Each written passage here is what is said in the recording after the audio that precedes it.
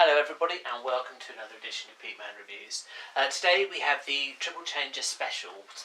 These are the Decepticon Triple Changers, of course, and we have the original G1 versions, or at least there's near enough as one that's worth having, and also some third-party releases. The third-party releases come respectively from Unique Toys, DX9 and Toy World, and these give updated, slightly more accurate triple change versions than the original toys did. For this review we are going to be looking at Astrotrain.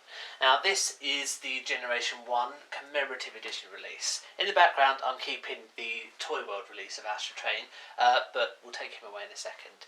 Just have an additional look here at how Astrotrain looks in G1 mode.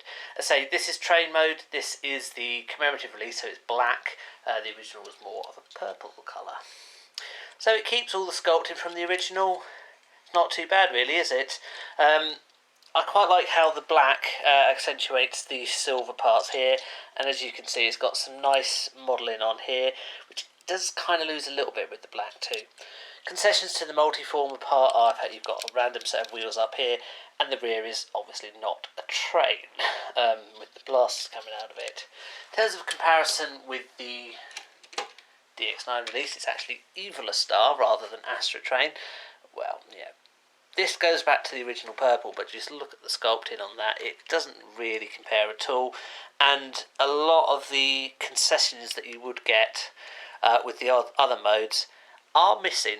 It does look and has various bits that cover up the fact that it is a triple changer. It looks more like a train, whereas our original one, sure, it does look like a train, but there are some obvious concessions, not least of which are the blasters here and the extraneous wheels. Okay, so it's not really that fair to compare it with the third-party release, but just so you get an idea. And finally, the thing we'll just compare with this version is the scale. He's probably about 2/3 the size of his counterpart, which makes this one a heck of a lot easier to transform than this one, but you lose so much detail in doing so. But again, you have to go with what they did at the time. So we'll just take this guy out of the way now. For the other two old modes, I will compare them with the third-party release. If you stick around after these and look at the third-party videos, then you'll be able to see the shuttle mode and the robot mode. But for this, we'll just focus now on our G1 toy. So we'll start off by moving him into shuttle mode. So the blasters are already there. Now he does flip over to produce the shuttle mode, and you actually see that in Transformers the movie as well. He does flip over as the toy does. So these are the wings, and you can kind of just see how they're etched here. First of all, you want to begin by flipping these part here over like that. Same deal this side, flip it over like that. There you go. Wings now flip down and out, dispose the Decepticon symbol. That side as well, and down. That is the basic rear of the shuttle, but of course we need to flip this bit up here to produce the tail fin. Okay, so now this needs to flip down, like so, and like so, and then lastly you just pull these little parts here, flip up, and out rotate the front of the shuttle, the nose. That goes down to make sure it's all attached together, and that goes in there. And that is it, shuttle mode. Now again, these are recoloured from the original, so it's far more white with the black underside, more reflective of an American space shuttle, so much so it even says United States, and it's not NASA, but it's obviously made to look like the NASA logo. And that's the only real difference between the commemorative release and the original release, are the colour scheme.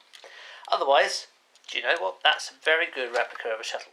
Given the sheer number of Transformers that have been released that transform into a shuttle, not least of which are Blast Off and Skylynx, you have to say Astrotrain is probably one of the best. I think this is his best alt mode.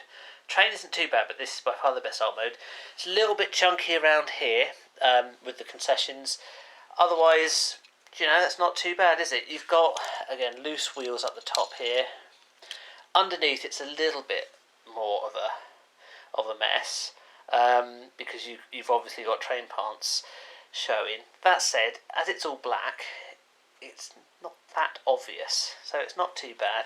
And in fact, you've got these bits here, which are a little bit odd to see, but otherwise, that's not too bad a shuttle release, is it? Now, if you compare him against a contemporary of the day, in this particular instance, I've selected Starscream. Size-wise, this is where things kind of start to go a little bit wrong. He's considerably smaller than Starscream. If you show him like that, you just get an idea. I know that obviously this guy is a lot harder to build, which is why they've obviously decreased the size and need to make it so they've got the different things, different modes, and make it affordable. But you could at least have made him the same size as Starscream. And I know Starscream, the tooling was already there, so this is brand new and everything, but he is so much smaller than Starscream. Yeah, he would quite happily fit there. I suppose, you can make an argument for Starscream carrying him, but Starscream would be a fighter jet, not a 747. So yeah, that's kind of where it loses it a little bit for me. Okay, so now we're going to transform into a robot mode. So what we do to begin with, reverse some of the steps, but only some of the steps you did for the shuttle. So this flips up, that fits in there, like so. You're actually almost there. Now, you've got a choice with here. The official instructions say that this part should go like that. We'll leave it like that for the moment, and then we'll just flip the head like that, and there we go. And you can leave these out, or you can rotate them that way. I'm just going to rotate them that way. Finally, see where the United States logo is? That is where you pop. Let's say pop, where it gets a little bit stuck. Out there, and you have the arm. Same deal this side. Arm, and finally he does pull up at the waist, like so. And there we have him, Astrotrain. Now, say with this fin here, the official instructions and the toy have the fin like that. The G1 version, you've got some stickers that go on there. The Commemorative edition doesn't, which looks a little bit odd. But in both comics and cartoon, he's always shown like that. So I'm going to put him like this in a moment, just so you get a bit of a clearer idea of how he looks. He does finally come with a gun, a particularly large gun, given the size of the toy.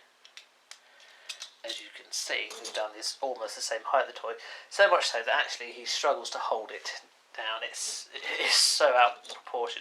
It's probably the most out of proportion gun there is for the toy. I know Blaster's gun is big, but say this is almost the same height as him. One of the problems with this mode is while the legs are meant to be like that, there is no way to lock them in that position. So consequently, when you put any weight on them at all, just the weight of the own robot, he stands like that and he does the splits. Yeah, that's a little bit of a problem. Head is tiny. It's not bad detail, but it's tiny. It's kind of the same kind of size as you get from the original combiners.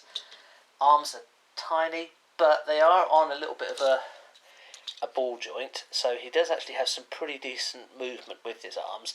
They don't bend or anything, but the fact he has some pretty decent movement, so when he has the huge gun, he can at least point it in pretty much every direction. So that's a really positive part for the toy.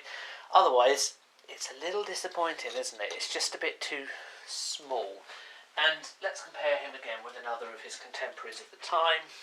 In this case, we have Hoist. Again, you see, Hoist is not the biggest transformer, but he towers over Astrotrain. He really does. So, I do like Astrotrain. His shuttle mode is by far the best mode. That said, train mode doesn't look bad at all. It's just got a few more concessions than the shuttle mode has. But it's just too small. That is the big problem with him. He is just too small. I suspect the reason for that is because they've spent all the money on making sure that they have the different modes, but they could have spent a little bit more to make him a bit bigger. The gun strongly hints at being a bigger robot, because that's way out of proportion. So it strongly hints that he was meant to be a bit bigger and they scaled him down, but strangely enough, not the gun.